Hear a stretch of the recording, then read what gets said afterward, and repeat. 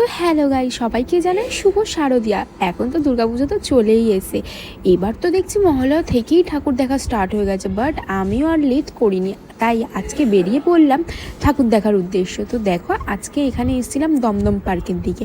এখানে তো নাকি খুব বিশাল বিশাল ঠাকুর উঠেছে শুনছি। আর সকাল সকালই বেরিয়ে গেছি, যেহেতু রাতে প্রচণ্ড পরিমাণে ভিড় হয়, আর তাই জন্য আমি অত ভিড় ভাড়ে দেখতেও ইচ্ছা করে না। তাও দেখো, ফাঁকায় ফাঁকায় দেখছিলাম, ফাঁকাও না ঠিক, তাও ভিড় ছিল। তো এই দেখো, এত লোকজনের মধ্যে যাচ্ছি, আর সবাই তো প্রায় মহলা থেকেই স্টার্ট করে দিয়েছিল, কিন্তু আমি আর মহলা থেকে টাইম পাইনি। মানে জানোই, মেয়েদের অনেক কিছু করতে হয়, হেয়ার স্পা, হেন তেন, নেল পলিশ, বাবা সত্যি। তাই আজকের দিনে একেবারে রেডি শেডি হয়ে বেরিয়ে পড়েছি ঠাকুর দেখতে, চতুর্থীর দিনে। আর মিস করা যাবে না, এবার থেকে তো মানে ডেলি বেরাতে হবে।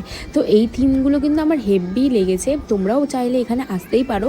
এই থিমগুলো খুবই সুন্দর, এই থিমটা বিশেষ করে মানে খুবই ইউনিক লেগেছে আমার। তাই দেখো না, এখানে গিয়ে মানে আমি খুব এক্সাইটেড অ্যান্ড খুব ভালোও লেগেছে। এখানে গিয়ে আমি অনেক ফটো তুলেছি, ভিডিও করেছি। তোমরাও জানিও তোমরা কোথায় কোথায় ঠাকুর দেখলে। তো দেখো, প্যান্ডেলটা ফাঁকা পেয়ে আমি আর ভিডিও করতে ছাড়িনি, কিন্তু আমি আমার কাজটা ঠিকই চালিয়ে গেছি। আজকের দেখা সেরা ঠাকুর হচ্ছে এইটা। মানে এই ঠাকুরটা দেখে জাস্ট আমার এত ভালো লেগেছে, মানে তোমাদের কি বলবো। তোমরাও জানিও এই ঠাকুরটা তোমাদের কেমন লাগলো।